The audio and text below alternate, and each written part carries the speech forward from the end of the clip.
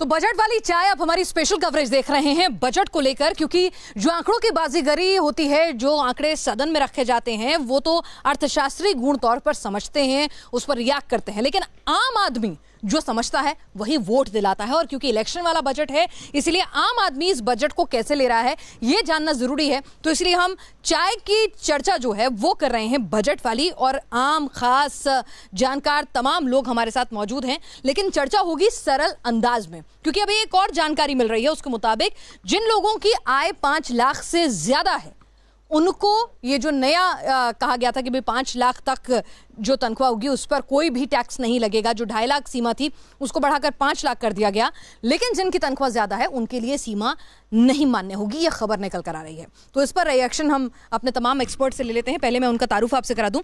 Professor अखिल स्वामी जी हमारे साथ हैं, अर्थशास्त्री हैं। अश्विनी राणा जी हैं हमारे साथ, बैंकिंग एक्सपर्ट। अभिलाष खांडेकर जी वरिष्ठ पत्रकार इस वक्त मौजूद हैं। AP सिंह हमारे साथ, टैक्स एक्सपर्ट यहाँ पर मौजूद हैं। वीरपाल चौधरी जी किसान नेता हमारे साथ मौजूद हैं। हमारे साथ 2 गृहिणी यहाँ पर मौजूद हैं जो अपना अपना पक्ष रखेंगी। अंजना जी और सुहानी जी हमारे साथ मौजूद हैं।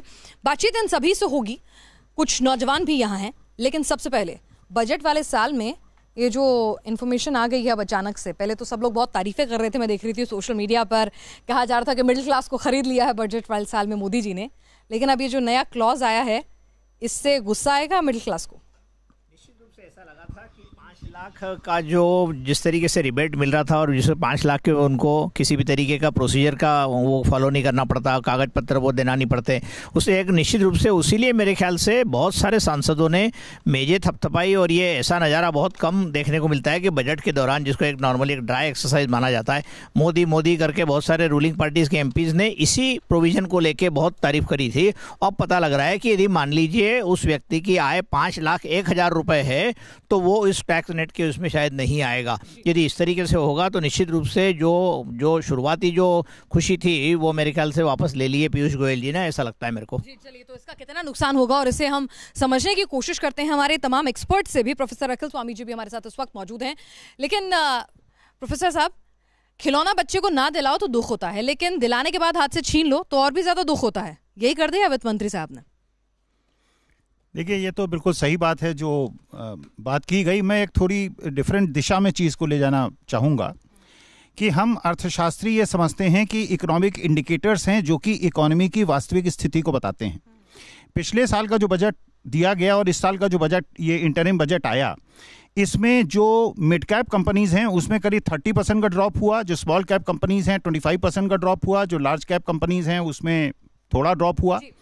लेकिन मेरा प्रस्ताव ये है, मेरा कहना ये है कि हिंदुस्तान की जो मेन समस्या है, यहाँ पे कम से कम 10% GDP की ग्रोथ से ही हमारे युवाओं को रोजगार मिलेगा। हम लोग चर्चा करें प्रोफेसर साहब, तो थोड़ा आसान शब्दों में हम समझने की कोशिश करेंगे, क्योंकि हम लोग ये कहना चाह रहे हैं कि भाई ये जो बजट है उस पर चर्चा हम चाय की चौपाल पर इसलिए कर रहे हैं ताकि आम आदमी तक आम शब्दों में वो बात जो है पहुंच सके। हमारे साथ कुछ स्टूडेंट्स यहाँ पर हैं, हमारे साथ गृहिणी भी हैं, उनके घर का बजट जो है वो तो नहीं बिगड़ गया। अंजना जी, 5 लाख तक का कहा था और अब वापस ले लिया, यानी कि अगर 5 लाख से ऊपर तनख्वाह है तो ये रिबेट, ये रिलीफ नहीं मिलने वाला है। मायूसी?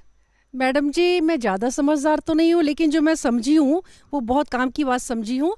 ये जो बजट है इस बार बड़े टाइम बाद गरीबों को पालने वाला बजट आया है, गृहिणियों के फायदे का बजट आया है। इसमें एक तो मुझे सबसे बड़ी बात ये है कि मैं इतना ही बचत कर पाती हूँ जो मैं बिना टैक्स के बचा लूँगी। और दूसरा ये जो एक बात कही, जो 26 हफ्ते की मैटरनिटी लीव, उसने तो मेरी लॉटरी खोल दी है। बहू वर्किंग है, अपने आप से बच्चा बड़ा करेगी, पालेगी, मैं मौज मनाऊंगी, बचे पैसों से घूम फिर के आऊंगी। और दूसरा ये जो 22 एम्स की तर्ज पर अस्पताल है, 14 तो मोदी गवर्नमेंट ने दिए, उसने मेरी लॉटरी और खोल दी, जम के खाऊंगी, इलाज डॉक्टर करेगा। चलिए, तो आप इससे खुश हैं, लेकिन ये जो एक नया क्लॉज लगा दिया गया है उससे क्या यही इत्तेफाक आप भी रखती हैं क्या? जो ये क्लॉज लगा है, नीलम जी आप भी इत्तेफाक रखती हैं इससे?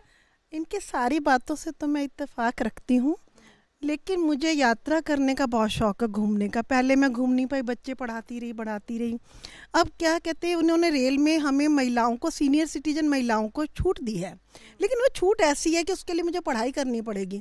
जैसे आप इतनी तारीख से करेंगे तो आपका किराया इतना लगेगा, इतनी के लगेंगे तो इतना, तो मुझे ये सब चीज़ें समझ नहीं आती। मैं सोच के जाती हूँ कि मेरा टिकट आधा लगेगा, जब मैं वहाँ पहुँचती हूँ नहीं जी, अगर आप इतने महीने पहले कराते, अब यात्रा का तो प्रोग्राम एकदम बनता है ना। इसमें हमारी सीनियर सिटीजन महिलाओं के बारे में जरा नहीं सोचा, और इसलिए मैं लानत भेजती हूँ। नहीं, चलिए, तो यहाँ पर अलग अलग राय है, सबको अलग अलग तरीके से बजट जो है पसंद आ रहा है, नहीं आ रहा है। लेकिन ये जो फैसला लिया गया है कि आप इस टैक्स स्लैब का जो फायदा है उसको कुछ लोगों तक ही सीमित कर रहे हैं, इस पर कुछ और लोगों से भी हम लोग बात कर लेते हैं। अश्विनी राणा जी भी हमारे साथ यहाँ पर बैंकिंग एक्सपर्ट मौजूद हैं। अश्विनी जी, लग नहीं रहा था कि ये खबर सच्ची होगी जब हम लोग ब्रेक के दौरान बातचीत कर रहे थे कि चुनावी साल में ऐसा जोखिम सही फैसला है अर्थव्यवस्था के लिहाज से कि मुफ्त की रेवड़ी बांटो, लेकिन इतनी भी नहीं कि कर्ज तले दब जाओ। लेकिन ऐसा अगर किया है तो मुझे लगता है कि खीर देकर और उसमें नमक डाल दिया गया, तो ये एक अच्छा फैसला नहीं है। लेकिन इसमें मुझे लगता है क्लैरिफिकेशन सरकार को देनी चाहिए कि वास्तव में उन्होंने क्या किया है, क्योंकि अभी तक वो क्लैरिफिकेशन सरकार की तरफ से जो नोटिफिकेशन आना चाहिए उसके आएगा। लेकिन एक अच्छा किया, एज ए बैंकर मैं ये कह सकता हूँ कि हम पहले से मांग कर रहे थे कि किसानों के ये लोन माफ़ की जो पॉलिटिकल पार्टी घोषणा करती है उसकी जगह पर जो किसान ऋण चुकाएंगे उनके ऊपर उन्होंने रिबेट दी है, और जो इंटरेस्ट चुकाएंगे उसके ऊपर सब्सिडी भी दी है। तो इस प्रकार से एक जो दे सकता है और देगा उसको इंसेंटिव देकर एक अच्छा प्रयास किया है, ताकि लोगों को जो मुफ्त की आदत से उसको ईमानदार बनाने की कोशिश की है। मुफ्त की आदत जो है वो छोड़ी है, लेकिन साथ ही ये कहा गया है कि सालाना किसानों को, जो छोटे किसान हैं उनको आप 6,000 रुपये जो हैं वो देंगे। लेकिन कुछ लोग ये कह रहे हैं कि भाई इससे अच्छा तो बेरोजगार बन जाएं, क्योंकि कई राज्यों में चुनावी शगुफे के तौर पर बेरोजगारी भत्ता जो है वो इससे कहीं ज्यादा है मासिक तौर पर। तो इस पर किसान नेता क्या कुछ कह रहे हैं हमारे साथ, ये हम जान लेते हैं। जी सर, खुश हैं आप? नहीं, ये जो अभी किसान सम्मान निधि से जो 6,000 रुपये सालाना देने की बात कही है ये बहुत अच्छी है, लेकिन जहाँ तक सवाल है कि किसान के लिए जैसे क्रॉप लोन है उसमें इन्होंने कोई रिबेट नहीं दी, कोई छूट नहीं दी है। किसान को हर साल वो जमा करना पड़ता है, उसका ब्याज भी जमा करना पड़ता है। हम चाहते थे कि सरकार, शायद हमने ये बात पहुंचाई थी और वित्त मंत्री जी से हम अपेक्षा कर रहे थे कि किसानों के लिए वो 5 साल में वो अपना जो है केवल 5 साल तक ब्याज जमा करते रहे, 5 साल में पूरी राशि जमा करके उसको रिन्यूअल करा लें। ये किसान को हर साल कराना पड़ता है। इस प्रकार की कोई गवर्नमेंट ने व्यवस्था नहीं की है, खाली केवल ये जो 6,000 रुपये सालाना देने की बात की है। छोटे किसानों को इसमें जरूर कुछ रिलीफ मिलेगा, वो अपनी जरूरतों का को अगर काटेंगे तो कितना रिलीफ मिलेगा, ये भी देखने की बात होगी कि आप इतना कम पैसे जो है 500 रुपये आएंगे महीना, तो क्या वो रिलीफ के तौर पर वाकई में देखे जाएं, ये विपक्षी पार्टियां जो हैं सवाल उठा रही हैं। और विपक्ष की बात ली तो राजीव त्यागी जी भी हमारे साथ इस बजट पर चर्चा करने के लिए जुड़ गए हैं एक अलग ही अंदाज में। राजीव जी, आपका स्वागत है। यहाँ पर हल्के फुल्के अंदाज में चर्चा कर रहे हैं, चाय की चौपाल हमारी लगी हुई है, आप व्यस्तताओं के कारण यहाँ पर हमारी चौपाल में नहीं आ पाए, लेकिन ये बताइए कि अब धीरे धीरे जो है गांठें खुल रही हैं इस बजट की। 5 लाख तक छूट की जो बात थी, अब कह दिया गया है कि 5 लाख तक की आय वालों के लिए छूट है। तो आपको लग रहा है कि जो घोषणाएं थी अब इनमें कुछ कुछ और निकल कर आएगा, ऐसे क्लॉजेज आएंगे, एक हाथ ले दूसरा हाथ ले हो जाएगा? जी, मैं टीवी चैनल्स का नाम तो नहीं लूंगा, लेकिन सुबह से जब से बजट मैंने सुना है, मैंने 3-4 जगह डिबेट की छोटी छोटी, और मैं सुबह से कह रहा हूं कि इनकम टैक्स पे आप गलत स्टोरी चला रहे हो। इनकम टैक्स पे सरकार ने 5 लाख तक की आय वालों को छूट दी है। ये तो सुनने को तैयार नहीं थे, लेकिन अब ये कलाई भी खुल गई, ये गांठ भी खुल गई है। ये बजट निश्चित रूप से ठीक उसी तरह से बजट है कि ये गिलास है और इस गिलास में आपको पानी भरा हुआ दिखाई दे रहा हो, लेकिन इस गिलास में पानी की जगह हवा भरी हुई है। ये सरकार उसी तरह से हवा भरने का काम इस बजट में भी कर रही है। हमारा ये सवाल है कि सरकार ने 6,000 रुपये प्रति वर्ष किसान को देने की बात कही है। जो सरकार 15 लाख रुपए प्रत्येक वर्ष देने की बात की थी या 15 लाख रुपए देने की बात की थी, वो सिर्फ 500 रुपए महीना देने की बात कर रही है, जो चिंता का विषय है। यहां बहुत सारे किसान भी बैठे हैं। फसल बीमा योजना में किसान को प्रत्येक वर्ष 6,000 रुपए देना पड़ता है, प्रीमियम देना पड़ता है, प्रत्येक किसान को देना पड़ता है। उतना ही सरकार जो है 6,000 रुपए साल देने की बात कर रही है। इसका मतलब जो फसल बीमा कंपनियां हैं उनको ये पैसा जाएगा। हमने बात की थी, राहुल गांधी जी बात कर रहे थे या कांग्रेस पार्टी बात कर रही थी, किसान का पूर्ण कर्ज माफ होना चाहिए। 13,50,000 करोड़ रुपए किसान का कर्ज है। अगर 12.5 करोड़ से उसको डिवाइड कर दिया जाए तो 1 लाख रुपए प्रत्येक किसान पे कर्ज आता है। वही राहुल गांधी ये भी कहते हैं ना कि कर्ज माफी समाधान। Yes, you are right. पिनाजी, देखिए, आप भी किसान कौम से आती हैं और मैं भी किसान कौम से हूं। मैं भी किसान कौम से हूं, आप भी किसान कौम से आती हैं। हम लोगों ने किसान का दर्द समझा है। मैं बहुत स्पष्ट कहता हूं, राहुल गांधी जी बिल्कुल ठीक कहते हैं, किसान कर्ज माफी जो है समाधान नहीं है। समाधान जब होता जब एमएसपी बेहतर मिलती, कॉस्ट प्राइस पे 50% मिलता और साथ साथ एमएसपी पे खरीदी होती किसान की। क्या ये सत्य नहीं कि आज प्याज का किसान 1 रुपए किलो प्याज बेचने को मजबूर है, या टमाटर का किसान बुरे हाल में है, या धान का किसान बुरे हाल में है, या आने वाले समय में अभी गेहूं का किसान होगा, उसको क्या स्थिति होगी, क्या खरीदी होगी या नहीं होगी, ये चिंता का विषय है। तीसरी बात जो बहुत महत्वपूर्ण कहना चाहता हूं इस बजट के बारे में, ये बजट खामोश है रोजगार को लेकर के। क्या रोजगार सृजन होगा? क्या रोजगार 14 साल में पहली बार ऐसा है कि इन्वेस्टमेंट सबसे लो स्तर पे है 14 साल में। क्या हमारी सरकार से आग्रह थी कि सरकार निश्चित रूप से इंडस्ट्रीज को कहीं ना कहीं बढ़ावा देती या कोई इन्वेस्टमेंट लेकर के आती है, इन्वेस्टमेंट उन्मुख बजट होता तो रोजगार मिलता। तो ये सत्य बात है कि सरकार ने पार्लियामेंट में ये माना है कि 16.8% बेरोजगारी दर है शिक्षित नौजवानों की। चलिए राजीव जी, जाहिर सी बात है विपक्ष का काम है बजट में खामियां निकालना और उनको जनता के सामने रखना, वो आप बखूबी निभा रहे हैं। लेकिन फिलहाल जो है आम आदमी जो है ना एक झटके से बाहर नहीं आ पा रहा है। बार बार हमारे ऑफिस के ही बहुत सारे सहयोगी कह रहे हैं, और अगर मैं अपना फोन उठा के देखूं तो बहुत सारे मित्रों की शिकायत है कि भाई ये क्या है, 5 लाख समझा दो। वो तो जश्न मना के बैठे थे कि भाई अब कम टैक्स देना पड़ेगा 1 अप्रैल से। लेकिन अब टैक्स एक्सपर्ट हमारे साथ यहाँ पर एसपी सिंह जी मौजूद हैं। अब बता दीजिए, समझा दीजिए कि ये हो क्या गया आम आदमी के साथ। वो तो जश्न मना चुका था, लेकिन अब जश्न में रंग में भंग जिसे कहते हैं वो पड़ गया। There seems to be a communication gap. I was also very euphoric. Universal euphoria शुरू में था कि 5 लाख तक सब लोग नील स्लैब में हो गए, लेकिन अभी जैसी खबरें आ रही हैं उससे तो कुछ दूसरा लग रहा है। तो नेचुरली हम एक्सपेक्ट कर सकते हैं कि नोटिफिकेशन अभी आना बाकी है, तो गवर्नमेंट नोटिफिकेशन जब लाए तो इस चीज़ का ख्याल कर ले। और जो मैं एक आम आदमी बन के सोचती हूँ, क्योंकि सभी लोग जो हैं बार बार मेरे ईयरपीस में आवाज़ आ रही है कि भाई कैलकुलेशन करवाइए, बताइए क्या है। 5 लाख रुपए से अगर मान लीजिए मेरी तनख्वाह 5,10,000 हो गई तो फिर टैक्स देना पड़ेगा। मतलब फिर मैं उस दायरे में नहीं आती हूँ कि 5 लाख तक छूट। 1.5 लाख की जो छूट है एटीसी में वो तो आपको अवेलेबल है ही।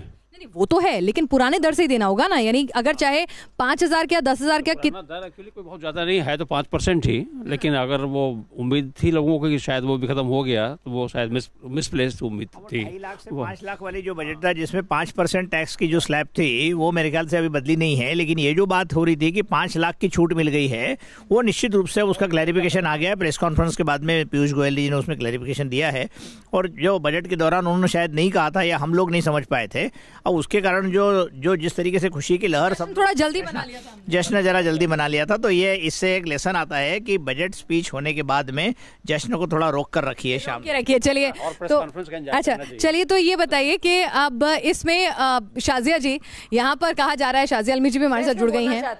जी बोलिए शाजिया जी। आप ही के पास आ रही थी मैं। लोग जो है खुश हुए थे, जश्न मनाया था, अब मायूस है। जो मैं जोश पे टैक्स लग गया है। हाउस दा जोश पहले हाई था, अब जरा लोगों की सालाना आय, जो लोगों की सालाना आय 5 लाख तक है, वो जश्न बनाए। उनमें से 3 करोड़ लोग इस देश के शामिल हैं।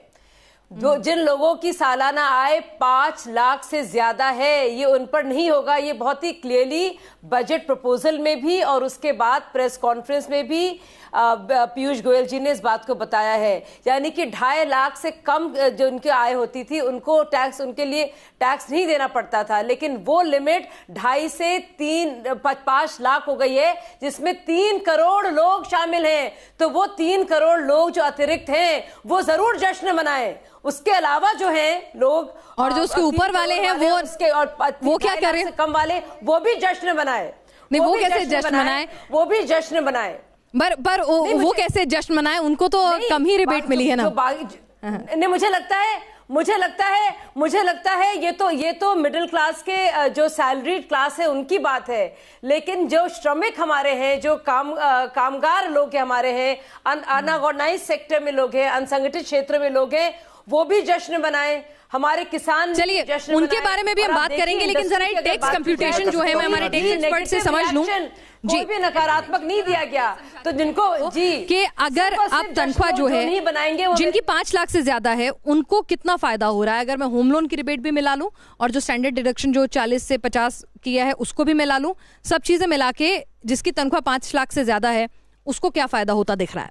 5 लाख से ज्यादा है नहीं, क्योंकि अब तो उस हिसाब से कैलकुलेशन करनी पड़ेगी ना। नहीं, वो एग्जैक्ट कैलकुलेशन तो अभी अवेलेबल नहीं है, वो करे नहीं गए हैं। लेकिन जो शाहजा जी एक बात कह रही हैं कि जितने भी सेक्शंस हैं सोसाइटी के, सारे सेगमेंट्स को, सबको जश्न मनाने का मौका मिला है कुछ ना कुछ। हम खाली सैलरीड क्लास तक ही फोकस ना करें।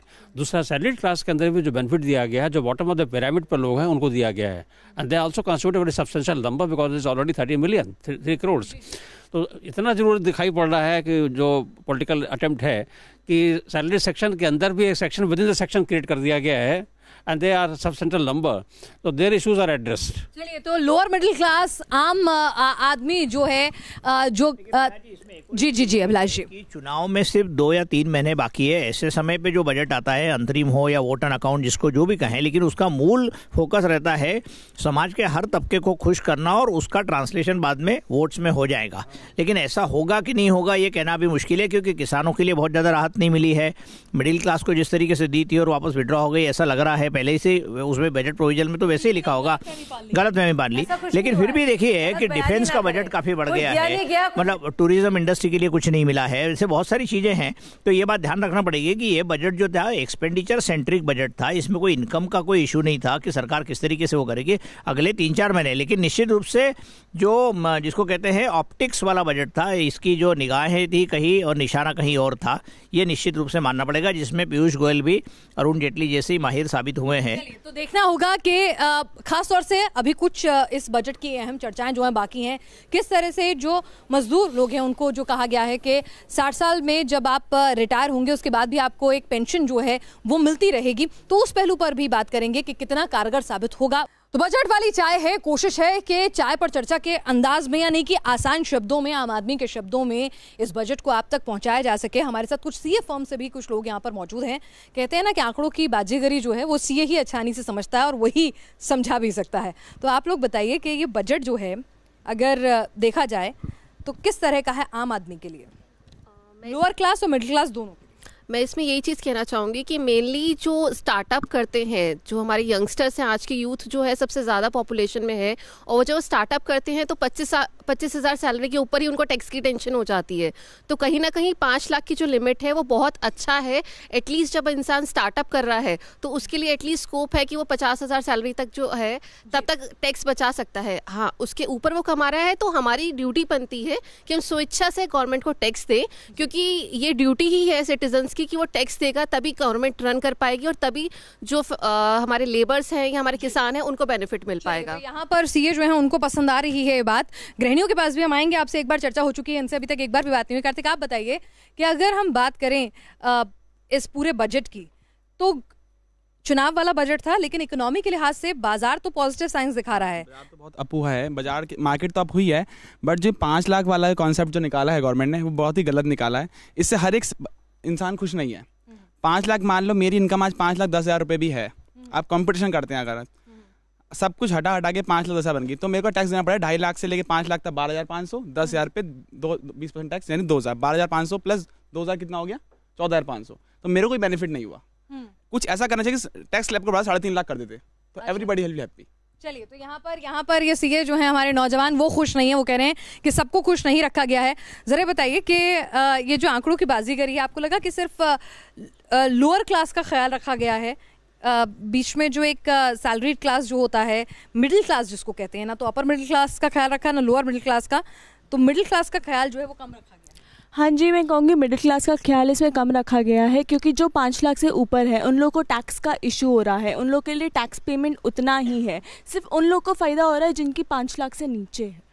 चलिए, क्या एक कदम यहाँ पर अच्छे के तौर पर यहाँ पर इसको देखा जाए कि जो मजदूर हैं 60 साल के बाद उनको पेंशन का जो प्रावधान है वो क्या एक अच्छी सोच यहाँ पर हो सकती है? सर, आप कह रहे थे कि लेकिन पहले से ही अटल पेंशन योजना चल रही है, बिल्कुल, क्या कॉन्ट्रडिक्ट करेगी? बिल्कुल, ये इसमें डुप्लीकेसी होगी। मुझे लगता है उसको सरकार को क्लियर करनी चाहिए कि अगर वो अटल पेंशन योजना का बेनिफिट ले रहा है तो इस पेंशन का नहीं मिलेगा। ये क्लैरिफिकेशन होना चाहिए। मतलब वही जो सेक्टर है, वही जो टारगेट्स हैं, उसी को आप अटल पेंशन योजना भी देंगे, उसी को आप ये श्रमिक पेंशन भी देंगे, तो वो एक गले से उतरती नहीं है, गले से उतरती नहीं है। चलिए, कुछ और इनको गूढ़ तरीके से समझना होगा। वीरपाल जी, किसान चुनाव जिताएगा, ये 3 राज्यों के चुनाव ने साफ कर दिया था, लेकिन क्या सही मायनों में किसान का उतना ख्याल मोदी जी ने रखा है कि एक बार फिर से कुर्सी पर काबिज कराया जाए? नहीं, किसान का जो हालत पहले 10 साल तक कांग्रेस की सरकार में रही, किसानों की वही हालत जो है इस सरकार में भी है। कोई खास किसान का ध्यान नहीं रखा गया है। इसलिए किसानों ने जो मैंडेट दिया है 3 स्टेट में, वो इसीलिए दिया है क्योंकि किसान जो है इस गवर्नमेंट से तरसते हैं, वो चाहे सेंटर की गवर्नमेंट हो चाहे वो प्रदेश सरकार हो। किसानों का जो हालत पहले थी, मैं गन्ना किसान की अगर बात करूं, इन्होंने जो है 14 दिन में पेमेंट की बात कही थी, लेकिन वही ढाक के 3 पात है जो पहली सरकारों में होता रहा, वही इन सरकारों में है। गन्ने का पेमेंट पिछले साल का अब तक क्लियर नहीं है। समस्याएं हैं, लेकिन बजट में भी इनको जी चलिए बजट में भी इनको किसानों के लिए कुछ नहीं नजर आ रहा है। तो इच्छाएं ज्यादा थी, अपेक्षाएं ज्यादा थी, कुछ पूरी हुई, कुछ छूट गई, कुछ हाथ आते आते हाथ से निकल गई। अभी तक तो यही चाय पर चर्चा हो रही है, लेकिन जैसे जैसे इसको समझेंगे वैसे वैसे स्थितियां साफ होती जाएंगी।